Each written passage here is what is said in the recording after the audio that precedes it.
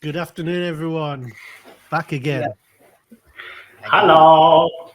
What's up, Friday. everyone? See John Cook there in the comments. How you doing, John? Miroslav back on it again. Easy Ian, how's it going? Thanks for joining us again. Here we are again, gathered around our favorite spot, talking about our favorite subject. But I have to What's say, Wes. your favorite subject? well, Wes is my favorite subject. you can test my skills, man. You can test my skills. Dan, But you know oh, what? This week has been really good because, like, this week we've got some brilliant guests lined up for the Mm, upcoming water coolers. So, mm. and starting today, I'm so excited about today. yeah, the And the guy cool that thing you, is that they're secret as well, right? So you don't really know who's gonna come. But I saw the lineup and I was like, God, there are a lot of people smarter than me, which is it's a low benchmark by all means, but still, it's a really good lineup. I can't believe like three of us have got that much attention after two shows of talking randomness. But it is what it is, right? Well, I think it's because it resonates with a lot of people, right? Marketing, branding, storytelling, design. It's just Yeah, man. it's part of our lives. Um, Some nice. Hey, Yvonne, how's it I going? can Another say like fantastic gift up in Mama's here. in the house. Like here she is, bless her. Ian too. Becca's Yeah. back for a bit more. Becca's Yeah, back. just drop us some comments. Let us know where you're from and whether you're live because you might also catch the recording later on. So should we get into it? Because I want to bring on the guest pretty soon, man. No, Let's come do on. less of us, more of the guest. Yeah, definitely. So today is strategy a must for creative output. So we're going to dig deep into how strategy influences or doesn't influence creative work. I should say that because we want to hear both sides. Its role in the creative process, and if it's essential for the actual work that gets put out there. Yeah, and today, shall I just bring him on, guys? Shall I just bring on our guest? I mean, can I just address something? Like, I want to say to the masses that you almost had a post go viral on something that I firmly believe in, and I just want to say that in front of everyone. Just saying, like, does it work or doesn't it work? Like, I can't believe you stole my vibe. Like, totally. My post that went viral. Yeah, you were trying to. Yeah, you posted that. Everyone clapped you, and you just stole. You pulled the rug. I don't Yeah, but remember. that's what he does, isn't it? I don't He remember hangs out with taking that. us. I don't remember taking that saying from you. That's the Believe thing. this. Yeah, He- I want to say this. I thought it was you that started saying it after me. Guys, let's keep it polite and let's wash our dirty clothes in the background, right? Not in front of Okay. Well, everyone. I'm going to bring that up later on. New York's in the house. You got I've New York, New we got York. Mexico, we got Barcelona. Like, New Albuquerque is in Mexico. the house as well. yeah, Wicked. I can see like Lucy's in the house, even literally she's in Plus, the house. your house, actually. Yeah, and she's in the chat. So right. I'm excited. Right, everyone. This guest here is a creative consultant. He's a strategist. He's a curator, writer. He's a co-founder of Angles, a creative agency, and for us, especially those hip hop heads out there, will know that he's a founder of one of the most important hip hop groups out there, Word. Dilated Peoples. And I want to obviously talk about, I'm sure we will talk about his experience and the intersection of hip hop, design and strategy, and what all of that means to him and how it's impacted the work he's done. So I'm going to bring in our guest and a round of applause for Raka Taylor, everyone. My G. Great to be here.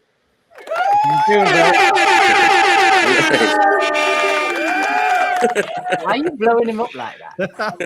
Ash, I like Ash that on question. the Don't question effects. it. I like that. I was just keen to use my gadgets then. So how's it going, Raka? Everything's great. How you guys doing? Good man. Thanks for Good, getting man. up so early, man. I know it's early your side of the world. Yeah. Well, it's late somewhere. Not here, but it's late somewhere. Yeah, it is late. Amazing. 5 o'clock. Yeah, I still remember the very first time we connected, and I connected who you were with the music that you did and how much of that music drove my life, and it was incredible to connect strategy, creativity, and hip hop because Totally. that's the way I grew up. And I know I'm speaking also for Wes and Ash, but when I met you and I connected those things, I said, holy shit, that was epic, man. No, it's always interesting. Like the people that I meet, there are more people than I thought there would be at this intersection. So yeah, when you reached Right. out and Yeah. you're like, is this, you're almost like a little incredulous, like, is this really you? Are you really doing this? It's like, yeah, I'm here, I'm doing it. So yeah. Yeah, Amazing. Martin, me and Rax have a funny joke there. How I just snatched you instantly. I Yeah. snatched back straight from the DP. I was like, "That's mine." But it had to be your because you are literally the definition of design strategy and hip hop, right? Yeah. Oh, that's great.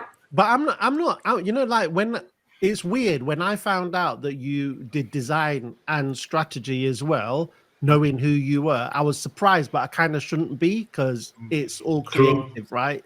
And so I guess let's start there, Rako. Like, when did you?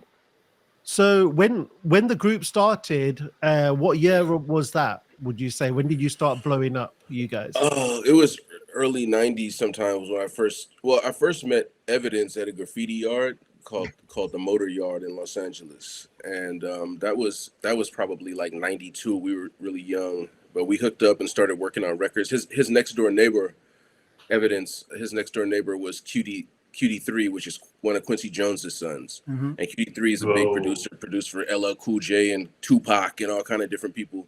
QD3 was producing a record for Evidence, and Evidence invited me to come be a part of it. It was going to be a posse cut. A bunch of different rappers were supposed to be on it, but for whatever reason, when the day came up to record, I was the only person that showed up for the session. So we ended up making a posse cut into just a guest feature, and that turned into the group. So I would say that was probably 92 or 93, something like that. Yeah. And were you designing then? At that time, were you a designer then, or did that come after? It was No, I graffiti. wasn't a designer then.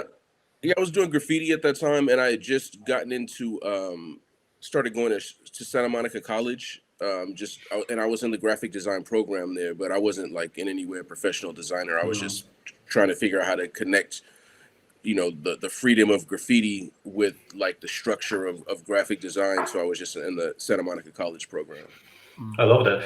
And would you say that was natural for you? Like you always had it inside, and one of your creative release valves was hip hop, and the other one was graphic design and graffiti. So it was always natural for you to have these alleys. Yeah, I think it was always natural. I think, people have different approaches to graffiti. Some people are very artistic about the situation. Some people are just Yeah. about domination and destruction, and there's like the spectrum of graffiti. So for me, I think my approach to graffiti was always leaned a little bit more toward the artistic side and wanting to take this wall or whatever it is that we're doing and make a statement with it. So I think that lent itself to my entry into graphic design, where obviously things are more deliberate at that point. So yeah, it wasn't just about getting up or painting for the sake of painting. I always wanted to do something or say something in there. I think that comes from one of my early mentors, Omega Devious Doze Green. He's somebody that always, being at the time I was a member of Rocksteady Crew too. So yeah, Doze was somebody that kind of took me under his arm, and being around that guy, like, you're in school every time you look at a piece or anything that he does. So on that, Rax, in our conversations, we've talked a lot about how strategies kind of influenced you not only in your practical but in your lyrical senses. Right. Like, do you want to walk us through a bit of how you realized, or what point you realized I'm actually being strategic with how I write and how I rhyme? It was early. I mean, being in school, like I was on speech team, I was on the debate team, I was in creative writing. My original passion was actually architecture. So like even from that, understanding how everything goes from like looking at the site to trying to fit something to it, to blueprinting, to actually doing conceptual design and modeling and all these other types of things before you even build. So I think that kind of lent itself to going through the strategic process of really understanding the environment, understanding the goals, and being able to go through, you know, on the brand side, go through testing or modeling or going through these other things. Just there was always a metaphor to that process. But even on the graffiti side, I looked at graffiti, you know, as a way to really explore music, in the sense that I was going from, you know, sketch, fill-ins, highlights, color schemes, backgrounds, all these things I just applied metaphorically to the music. Amazing. It's interesting. It's a layer. Like I think the more I grew into this profession, now I've been doing it for 15 years. I realized that strategy was always present, right? And from the way that you talk, on the way that you were approaching writing, graffiti, and music making, that also makes me think that you also always had strategy guiding you naturally from the back, maybe without even having the name strategy up front, but there was something you wanted to say something for Amin, and there had to be a layering process, right? Whether it's in writing or in creative campaign or in graphic design. And the more I speak with creatives that turn into the strategy, or maybe they don't even call it strategy, I realize that there is a deliberate layering process that they add into it to reach that end mean, right? Absolutely. I think, well, for me, going into making music, almost, you know, in a similar way to how graffiti is expressed, there's some people that just want to rap. They love the patterning. They love just the flow of everything in there. Sorry, one second. They love the flow of everything, and they really want to just flex their skills, you know, show off what they can do. It's very stream of consciousness, very free flow. I think because I come out of creative writing and speech and debate, and also on the other side of it, like I'm a preacher's kid. Like my father's a minister. My grandparents that adopted my mom from Korea, they're a preacher family. So you know, the stage, the pulpit, there are these connections where I was really able to see how much of a powerful position it is to be in front of people and have their attention. So, you know, while I do get up there on occasion and I was happy to rap about how dope I am or how crazy my DJ is or what we do, a big part of what I do and a big part of the success that I've had as an MC comes from really figuring out what my point of view is, you know, in general on a particular song, what I can do with this to make it the most effective stamp possible. Like I want to take advantage of this light and do something with it that moves the needle. So yeah, I think strategy, just as something I didn't really understand that I was being strategic at the time. To me, it just felt like it was just no filler, no empty lyrics. I don't want to just rap for the sake of rhyming words at the end of sentences. But as I got more into strategy and later went back to school and got my degree in advertising and understood how words are really pressing buttons, how they're really doing things and affecting people in ways that a lot of times they don't even realize. And I realized the importance of the voice and of the microphone and of being able to be up in front of people. So yeah, I think I've always had a strategic approach. I've always wanted to go in there and do something with the music that really aligned with, that really pushed the brand, the Dilated Peoples brand forward, that really pushed my own personal brand forward and really helped to focus more and more where I was feeling at the time, while at the same time continuing to grow. So that wasn't even a fixed position. Like I was constantly growing, but wherever I was at in life, I wanted the music to reflect that position. Love it. Were you quite the instrumental behind the scenes in terms of? It's weird me saying this because I never used to look at it like that as a hip hop fan, but marketing and growing that Dilated Peoples brand, was that all intentional, and were you specifically behind that yourself, or was it a joint collaborative effort? I think in general it was definitely a joint collaborative effort between me, my partners Evidence and Babu, and also obviously at the time we were signed to a record label. We were signed to Capital EMI, so for a big part of before that ABB, we did projects with ABB, so they had their teams there. But I was always the point person for marketing. I was always the point person for brand development. I was always, if I was working with someone like, let's say, a Brent Rollins from Ego Trip, or Brent Rollins, was he Design Explosion? But anyway, Brent Rollins, I would be the person that would go in there and work with him and say, like, we need a logo that says this, you know, or we're working on the packaging design, and I would basically be creative directing it before I even knew what being a creative director was. You know, I wasn't the designer, but I would be sitting down with them from pencil sketches on a napkin all the way to production at every step of the way, and then bringing information to him, and then also pitching helping to pitch it inside the group to my people. So yeah, I always carried that kind of energy with me. I always had the vision, I guess, of the group.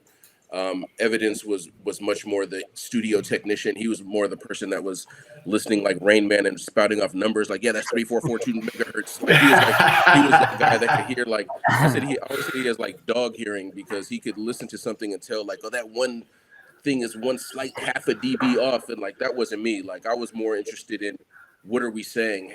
Are we effectively communicating an idea or expressing a picture and sending this image out? And once I realized that we were on course with that, I wouldn't say I was checked out, but it seemed at that point like it went from having fun to work. So I always found the strategic part of it, the untangling of the puzzle part of it, more interesting than actually going in there and doing the refinement part of it. Yeah, it's interesting, because I think we have a comment from John Cook on the chat. That. Yeah. You want to address that? Yeah. I was saying, I think we should address that. Like, I think it.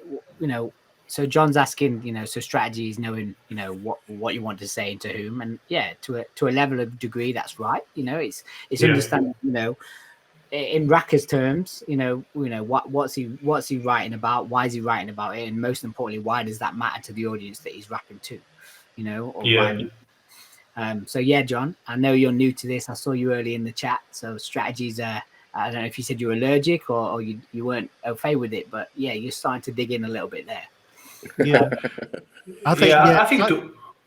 Go on. No, I was gonna add on that, because at the beginning of my career, I was a graphic designer and identity designer, right? So I was only doing the latest part of the process, let's say, of bringing that brand to life. And I realized that to me personally, a beautiful identity without a strategic background is just vanity, right? It does not really solve a problem. It's a facade that does not have the tools to activate a deeper meaning. And I think it's exactly what Raka is saying, right? Like from the graffiti to the music to the creativity, what is that end goal? Is it an emotion? Is it a solution of a problem? What do you want to deliver, right? It's like a TEDx talk. What is that thing that you want to leave at the end? And to me, that's why strategy is really important. And to me, it was foundational, because I was designing beautiful identities, but they were vanity. They were not carrying problem-solving solutions and tools without them, right? So, and then I started to ask myself, how can we reverse, take a step back, and have a strong foundation in order to use creativity to solve a problem, to become a tool for something greater. Right. Yeah, and I'd echo that. Sorry, Max. I'd echo that. Back in my agency days, like, one of the challenges we used to do, or every identity or project we'd kick off, is like, what's the emotion we're trying to leave behind, right? And a really great designer I work with, who's now, you know, he's like the VP of creative at Global at Brooklyn Nets, at New York Liberty. I read an article from him a couple of weeks back, and he amplified exactly that. And now I know he works the same way. He's like, even though we're creating something that's tangible, that you can see, like, what are we trying to leave? Like, what's the emotion we're trying to leave you with when you actually see that? And I think that works lyrically as well as visually, right? Like, yeah, sure. You know, what impression do we want to leave? Like, what's that? You know, what's that beat, or what's that rhyme that we want to leave in our head that for generations to come you can repeat and you can rinse off? Like, if we look at any of your lyrics backs from your chart toppers, or we look back at Biggie or Tupac, there's culturally little snippets of a verse that anyone from any background can actually deliver. Do you know what I mean? It's sure, like with it. Absolutely. I think that, you know, there are different approaches. Some people are very blatant, I guess you could say, very clear, like they're saying this, and some people are a little bit more abstract, or they might have more subtle ways to bring in these, whatever the story is they're trying to tell, or whatever it is that they're trying to get across. But I think ultimately, when you go into it, well, you know, it's when you're dealing with art in general, or we're dealing with creativity in general, you can use line, texture, color, space, form, shape. What else is there? Typography. I think that's all of them. You can use these things without strategy. Like, you can just go in there for the sake of doing it and just start applying things to whatever the medium is and just go. But I think design, which is, you know, a little bit more aligned, I think, with the business world, obviously, design is strategic because you're helping to decide the look and feel, or the sound, or the function. You're also helping to do that before it's made. Like, there's an aspect of 100%. it is like, we're going here for this reason, and it's the plan, like the architecture of it is built into that. So I think, you know, one of the early questions, even from the LinkedIn chat, is I'm paraphrasing now, but maybe can creativity exist outside of strategy? I don't remember exactly how it was put, but Yeah. what's that? Yeah. That's the one. It's correct. It's correct. Yeah, so I think it can, but I think effective creative takes a strategic approach. Just like I think effective strategy has a very strong creative element to it, especially when it comes to being able to take your baseline strategy and present it to somebody where it's going to be inspiring enough to be activated at a high level. You know, I think that you have to be able to put, you know, Ash, as I've taken your course, to be able to put together these words in a way where it's actually motivating people and inspiring people. At the same time, you're telling this strong enough story where when it's time to activate it, when it goes to the creative department or the creative team, immediately it starts sparking ideas. But I think that many strategists, I think maybe a problem comes in because strategists and creatives, especially creative directors, you know, sometimes they clash because their focuses can overlap a little bit. And I think that is because a lot of strategists, especially brand and creative strategists, they come from creative backgrounds. A lot of them have grown from creative and moved more toward the strategy side. And they may naturally have ideas and specific concepts in mind when they're developing a strategy. And then when it's given to the creative team, you're dealing with people who are creative directors, let's say, and they become that successful because they actually understand how important strategy is to messaging. But there could be times that even myself as a creative director, we have such a good idea that we almost want to bend or retrofit a strategy to match our ideas. Yeah. And start trying to convince somebody, okay, well, this idea is stronger than the strategy. And I think there's a lot of that push and pull, but, you know, sometimes strategists feel that creative directors are too focused on aesthetics and not enough on long-term goals. And sometimes creative directors feel the strategists are too rigid and limiting in their approach. So there's a lot of that stuff. But I think one of the big issues is that different creative directors and strategists define their own roles and responsibilities differently. If you ask two strategists what they do, they may sometimes their definition of what their own job description is or their own skill set is different from what it is. And same with creative directors. It's such a spectrum of those things. So I think there's a lot of reasons why there's a little bit of a disconnect, but ultimately I don't think you have to be strategic to be creative, but I think that you have to be strategic to be effectively creative once you define what creativity is, what effectiveness is. Yeah, I agree. Yeah, I agree. Martin, on that, let's just pull back on Rax a bit and let's just try and answer this. So before we got in this call, I think Miroslav said quite an interesting question. He was like, why aren't creative directors and strategists best friends? Which I thought was genius, because I've been both of those, and I think you have as well, and now Raka is.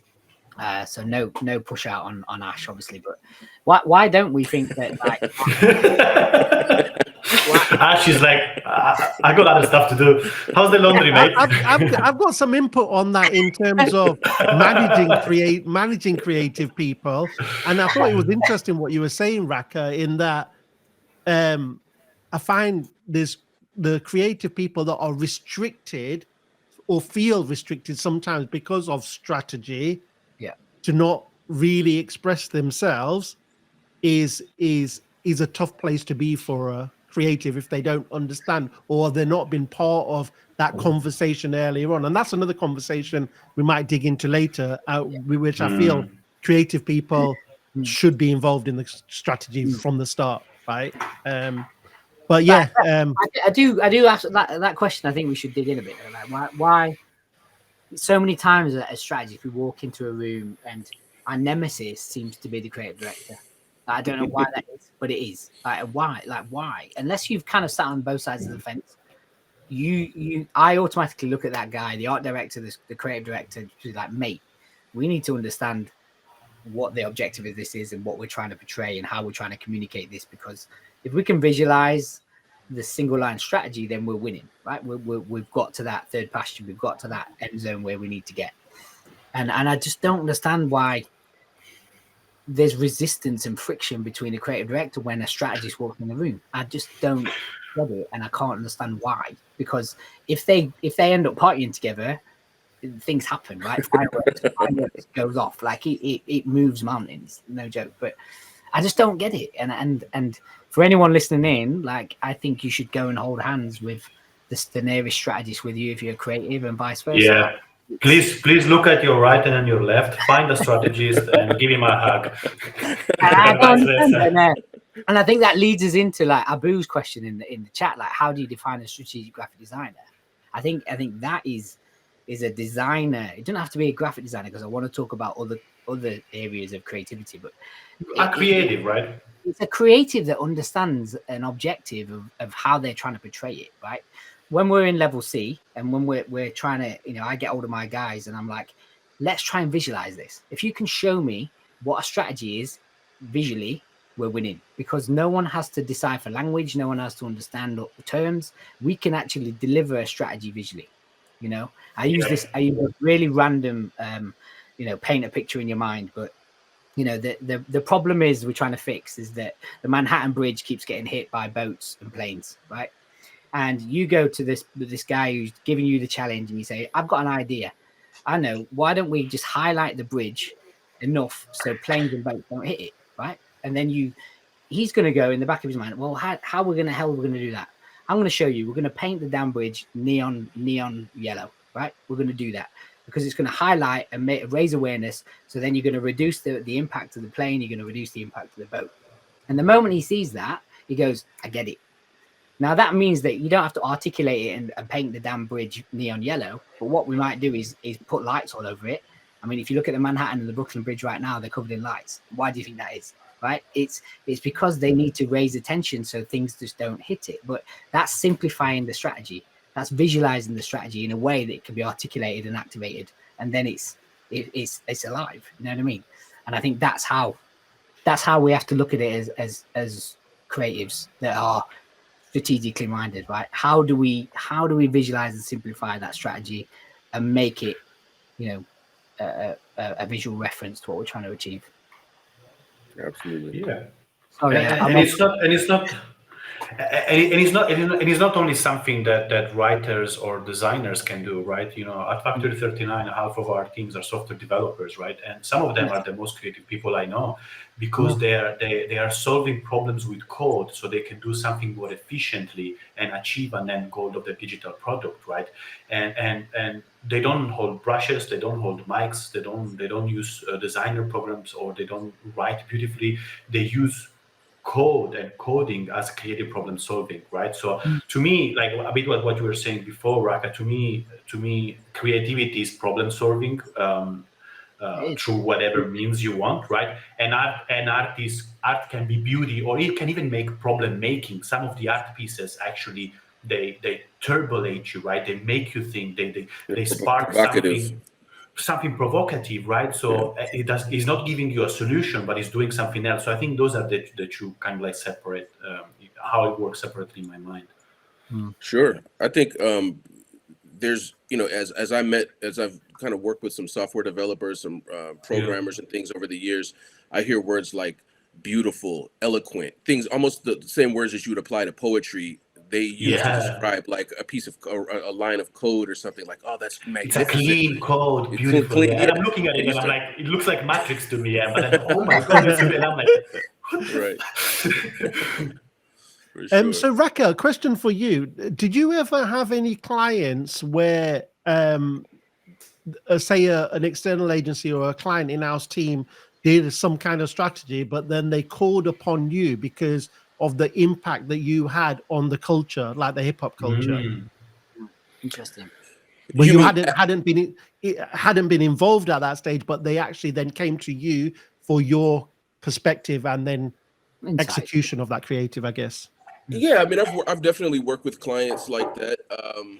A lot of times, it depends on what I'm doing, but a lot of times it'll come to me, even as a strategist, it'll come to me in the form of a creative brief, which is generally something that I would have helped put together, or been a part of the inspiration for the brief. But I'm actually, getting the brief, and then at that point it kind of moves more toward, I guess, creative strategy, which is a thing that some people don't think exists, which is weird. But there's I think working with an agency called, let's say, Wheelhouse, or who I work with, Wheelhouse Labs. I was brought in to work on something for Weedmaps, which is a cannabis technology company, and in that case, they had a basic outline. They work with Weedmaps. Weedmaps decided they wanted to move out of the cannabis tech space. Being someone that helps just push business forward for other dispensaries and things, and they themselves wanted to move into the media space and develop their own programming and try to figure out the best way to get into the media game, to create unique content and things like that. So it came to me as a creative brief, and one of the insights on the creative brief was that it takes cannabis experience to speak to cannabis. I don't remember exactly how it was worded, but basically it takes cannabis experience to tell a true cannabis story. Right. Yeah. And so that's how it was brought to me. So understanding that, the most comprehensive information about cannabis comes from people who live it, I just proposed that we build a show around a connoisseur that also has a strong lifestyle presence. And that turned into working with Killer Mike, who some people might know from Run the Jewels, but he also just won three solo Grammys. Shout out to Killer Mike. And got arrested. And got arrested at the Grammys in a tuxedo, which I feel like there's a metaphor and there's something about that needs to be explored. But yeah, he got arrested backstage in a tuxedo for getting into it with the security guard. But he's one of the most outspoken supporters of social reform. He's an outspoken supporter of the cannabis movement. And that really turned into a series for Vice Television called Tumbleweeds with Killer Mike, where he goes to different businesses and speaks to owners and speaks to celebrities and really ties in the cannabis world, which is where Weedmaps already had a strong footing, with the media and lifestyle world, which is where they wanted to go. And we ended up getting a Clio for that. So, like, I think God, I didn't know you were behind it. Yeah, it's amazing. Just the basic. Now, I didn't write the show, but I was just there to kind of take the brief and then step back a little bit and really outline the strategy, the basics of it, to say, here's kind of how we need to approach the show. Here's how, the voice we need to use. Here's kind of the goal that we need to have. It can't just be, we want to do something cool. It can't just be, we're Weedmaps and we have money, let's go find a rapper to talk about weed to the people. Like, we needed to have somebody that could be taken very seriously, but that at the same time was entertaining. Somebody that comes from the cannabis world or has connections to that, but also sees outside of that into the political sphere, into the corporate world, these types of things and build these bridges. So yeah, that was one of the times, but there have been other things from ASICs to various other companies over the years where people have come and said, look, we have a baseline idea of what we're trying to achieve. We've already worked out some of that, but we really need some help building the strategy that's going to help inspire our creative team to really execute and activate this basic idea. And sometimes that goes straight into me going into concepting and ideation, and sometimes that goes back into, well, let's look at the original strategy. Let's look at the insight that this is all based on and figure out if this is strong enough and potent enough to actually push this whole thing forward. And do they come to you with several insights that you consider, or would it be that one insight that you build up on? It depends on the project. Sometimes, and also the company you're dealing with, sometimes they come in with a very clear idea of the insight that they want to use. And then at that point, for me, sometimes I have to just either go with it or take a different approach to that, look at the insight, like kind of step around the insight and look at it from different angles and figure out a cool way to present this insight to the creative team so that they can actually have the right thing to kind of build on. And sometimes it's multiple insights and they're trying to figure out, these are the insights that we have. What do you think is the most effective for the campaign? And that's what I was getting at so they've come to you and you've kind of spoke to that point where you might look at it from a different angle. And it's interesting also that you were also then the other middleman where you were helping then build on that creative brief for you to obviously execute on, but team after you to execute on. So that's so important. And I think it's great when companies, products and brands do that. They call upon other different perspectives. And I guess that's where I suppose I didn't know the answer to it, and that's why I was curious about it, was how much of your experience and the work that you've done in the hip hop culture, how it impacts things on that level, that commercial level. And you've just done that, I think they a lot of the people that I work with, most of the people that I work with, once they get past kind of the shock factor of me being in the room and not just in there rapping. It took me a while. Oh, look, he's actually in the meeting room, not in Spotify. Look at him. Exactly. Doesn't need a beat or anything. I think they respect the fact that I come from the culture. They respect the fact that, or they understand the fact that, a big part of global popular culture, especially in the States, but around the world, is very connected, if not directly based on hip hop. And to have somebody that understands hip hop culture and that understands, marketing and brand and strategy and the ability to bring those things together in a way where it's going to be entertaining, it's going to be inspirational, it's going to be colorful, it's going to pop, but at the same time, it's going to be something that there's a logical line that follows it. So when they have to go speak to their people, they can explain why we're doing this. It's not just because a rapper said it was cool. It's because it's based on this information. So there's definitely been a lot of that for sure. Like people looking at, where I've come from and early on it was because, like I said, I went back to school and finished my degree in advertising. So that was one of the things that help people take me serious. I don't think that's as important right now as it was, when I first did it, like kind of moving out of the rap space. But at the time, that was also very helpful in getting through some doors where people are like, okay, well, you do have the discipline, you do have the experience that just comes from going through the scholastic process of getting this degree. And I think that's something, okay, now we can take you a little bit more seriously. You're not just a rapper to us, so. Before we move on to the next question, Martin, before we move on, start putting some questions in the chat, and we'll pick them up in a couple of minutes. There are already quite a few heavy ones that we want to make it. But before we move on, just to follow up on that, and I think another of the natural connections I made between strategy, creativity, and hip hop, it was the magic of taking something existing and remixing it into something new with the least amount of tools, with the max amount of efficiency.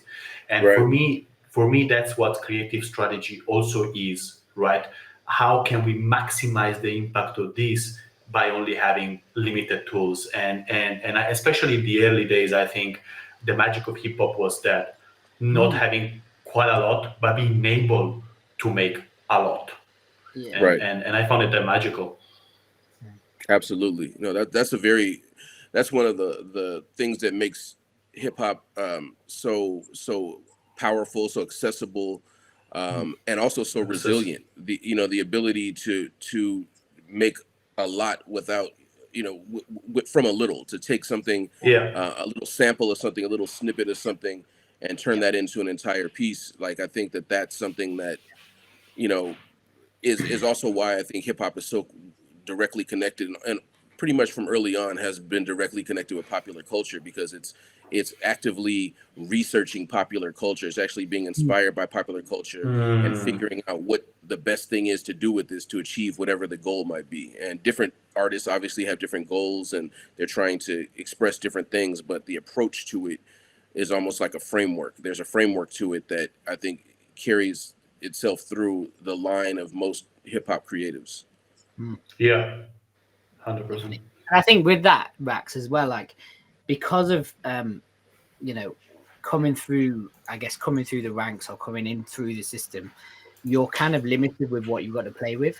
So as artists, you're forced to rework and think about things differently to get that extra step. Do you know what I mean? To reconform, right. to try and innovate with something that's existing. How can we flip it? How can we change it? How can we adapt it to make it more relevant?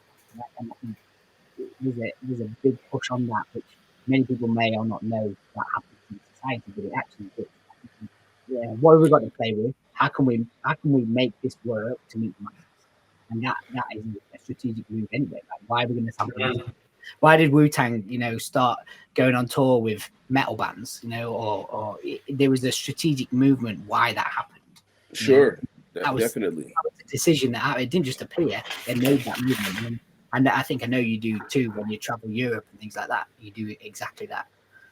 Yeah, for sure. It's something where we had to figure out pretty early to embrace the sandbox. Some people, they want to, they don't understand how focusing the sandbox can be. Like, in theory, like, yeah, I want the whole beach full of sand, but as a creative, for me, like, I do my best work when it's like, okay, here's the sandbox, let's play. I feel like the energy is kind of focused a little bit more, and I do some really good work in that space, to be able to play, but to have these parameters set. And I think that as I embraced that made me a better creative director working with strategists, because the strategists to a certain extent help create this sandbox where there's still freedom to play and express, but there's certain parameters that are there that help me to focus this light into a laser beam. Like, that's one of the things that I think is really important.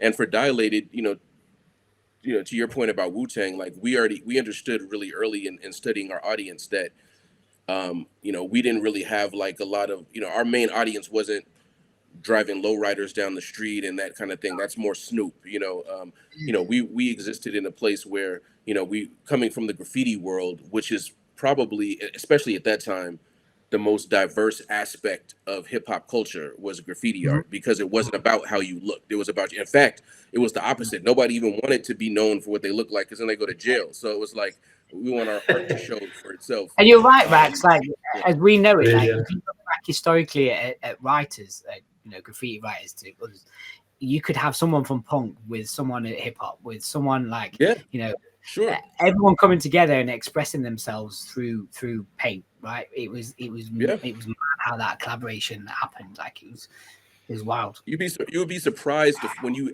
had like a crew meeting or whenever there was a convention or people would meet up, it's like, that's you? And it would be like a Crip and a Blood and a Sharp, like a Skinhead Against Racial Prejudice over here, and like a Rasta, and like two death metal dudes with Slayer shirts on, like, and everybody be like, oh, we're from the same crew. Like, this is the thing that brings us together. This is the common denominator, because on the streets, we would never know, we probably wouldn't even know each other. In fact, we probably walked past each other 5 times without even knowing that that's who you are. But when you see the piece on the wall, you could recognize that immediately, like the skill, the style, the flavor. And I think that coming from that world, Evidence also coming from that world, we met actually through graffiti before we even started making music. Coming from that world, it was something where we could really appreciate that there's the diversity should be celebrated, the work itself should be powerful and should be pushed forward, and as long as we can figure out what the common goal is, where we come from, we're just bringing unique textures and spices and everything to the table. Like we're gonna, it's even better to have this celebration of different cultures and approaches if you can focus everybody under one umbrella or on one platform, because it's coming so many things are coming to the table. Strategy happening right in front of you, right there. Just get that alignment. As long as we're driving in the right direction, we can. Yeah, it's the platform, isn't it? As Raka was saying before, that like the strategic direction shouldn't be a pair of concrete shoes for the creative team, but it should be something that actually enables them to be creative but being on brand, right?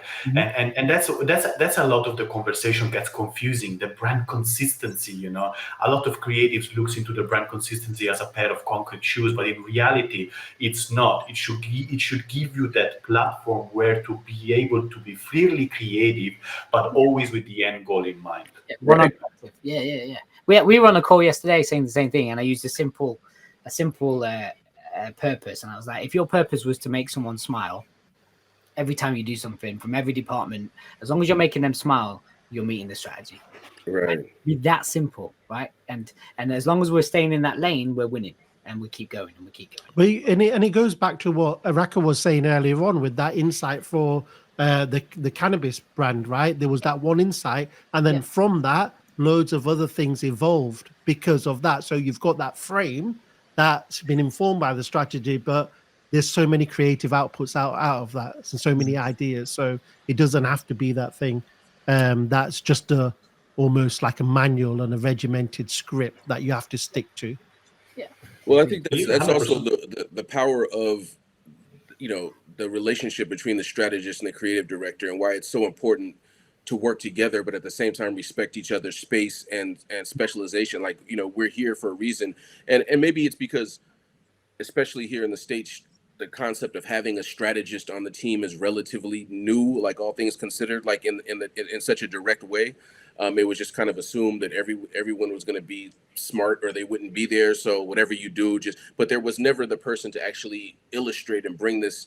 I shouldn't say never, but it's relatively new that there's a person that specializes in bringing this stuff together. Yeah, and it used to be all in advertisement, isn't it? It used to be like the ad planner. The ad planner used to have it, but the brand strategies and the marketing strategies are kind of still somewhat new or unknown.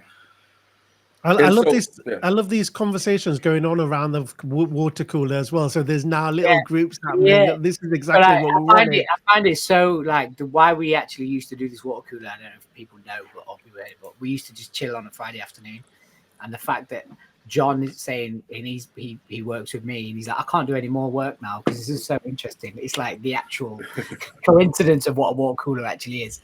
Kill time on a Friday. There's a conversation as well. So Rebecca, I don't think you'll see the whole of this. Oh no, you will. So the thought of it in my head is: do you want people to love the brand organically because they love the look and feel, or do they have financial goals? Want to cause a select group of people to do something at pace? What's more important, art or commerce? And Martin, we had this conversation around art and the difference between art and design, or design for business, right? Then sorry, Risto, if I pronounced that right, is having the conversation with Rebecca now. Is like, Rebecca, which matters more, making something beautiful or making money? Does it have to be binary, guys? No, I think actually there is a direct correlation of beautifully designed products and price tag as well. And we saw brands like Apple, of course, and Brown back in the days, Philips back in the days, and now more recently, what's the British Hoover brand and the crazy hair dryer? It escapes my name. Dyson, right? So they take ugly, boring products and they make it beautiful, and they cost 5x, and people are buying them. I don't think it should be disconnected. I think beautiful and functional sells more at the higher price. Here's a question that you never thought would come from me. Do you think that the experience of the product service organization is what convinces our mind that that's great design? It's interesting because like one of the most interesting case study was the strategic placement of Tyrells, the hand cooked British crisps, right? Great, and they made an experiment, exactly the same crisp, exactly the same flavor, put in different packaging. One was cheap looking, one was a bit standard, and the other one was an out there packaging that no one ever really seen, something very experiential. And all the people in the focus group they said that the beautifully designed different packaging was tasting better, even if the product was the same. So there is a direct psychological correlation between design, creativity, and actual taste buds. And how mad is that? Like we are able to trigger how a product tastes because it looks better. Yeah, of course. Sure. But look, Liquid Death did it with the water, right? I think Pepsi With the water, yeah. And I ain't even knocking these two car brands, but the smart car and the Prius, and then what comes after a more beautiful designed electric car that is now the electric car, right? Yeah. Tesla. So it's But we're moving into positioning there, boys. That's a different episode, right? But I think interrelated though. They are definitely 100%. 100%. Positioning is also visual, right? It's definitely there. That's what mine is. Visual, price, everything, I think as far as what's more important, I mean, if you ask the artist, they're going to say the art is probably the most important thing to them because that's what their focus is. Maybe if you ask the person that's the chief financial officer or somebody from that side of things, what's most important, they're going to say the bottom line is most important. Like, we're not here to flex our artistic ego. So I think what Martin was saying, what everyone was saying is correct. Like, to find that place where you have beautifully designed products where beauty is built into the overall brand itself. I don't think you or like Ash said, it doesn't have to be binary. It doesn't have to be where you're choosing. True. Does it look good and it, or is it functional? I think if you're designing right and everyone's aligned up front, then those things are working harmoniously in the same way that you could just slap some food on a plate and send it out, but real chefs are taking the time to plate and present properly and do these things because most people are eating with not just with their taste buds, they're eating with other senses as well.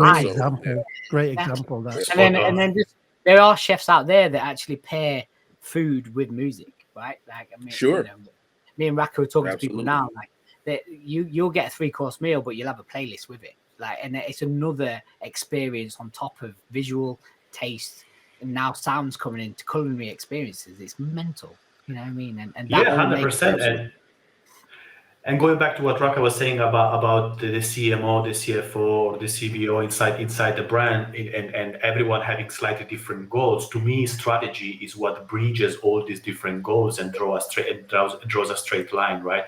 So the brand strategy, the market strategy, we make sure that it's a beautiful, effective campaign that is loved by people, but it also impacts the bottom line.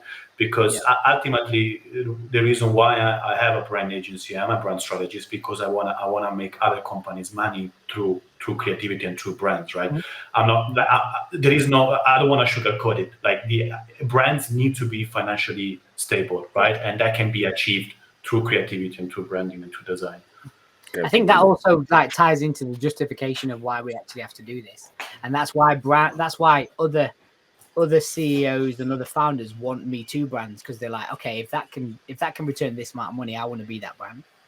When really, if they wind it right back and realize there was a strategy behind how they got there and why that became that, then we can do the same thing, but we just find our lane. And as long as the customers align to us and we know who we're serving and why we matter, then I think we can win, right? The visual aspect is what cues us to remember or remind us of that experience, and that's the ultimate win. We're almost getting into time. Do we want to get some questions, or what do you want to do, Billy? Yeah, I think I've been flashing up on the screen every now and again. So there's a lot of comments out there. But if anyone's got any questions for Raka specifically, then here's your chance. What about me? No, you're here every 2 weeks, man, and people are getting bored of you, man. on, man. Amazing. But if you haven't got questions now, please follow Raka. He's on LinkedIn. Connect with him, carry on the conversation with him, guys. But thanks so much, Raka. It's been an honor having you on here with us around the water cooler. Well, Martin. 1 second. Raka, is there any new music coming out from you guys? Maybe. I just put out a record in November, December that Evidence produced, a solo record, and we're back in the lab for Dilated. I think we're probably going to be doing more performing and recording right now because next year is actually the 25-year anniversary of the platform. Congrats! So, and the 26 is the anniversary for Expansion Team. So we'll see. Evidence is right now. He's in the studio. Finishing a new solo project, so we've been just back and forth on that. And Babu and his crew, the world famous Beat Junkies, his DJ team, they actually have a DJ school in was it Burbank, in Glendale, California, called the Beat Junkie Institute of Sound, which is like a top turntablist lab. Turntablist school here in the States. So, we're definitely making music. As far as a new Dilated project, we'll see, but stay tuned for sure. Yeah, Europe, he's coming over. He's coming over with the guys, so we need to go get to see this guy, right? Definitely. If you guys are coming over to Europe, definitely traveling. He's on. Yeah, come see us. All right, man. It was an honor having you, mate. Thank you.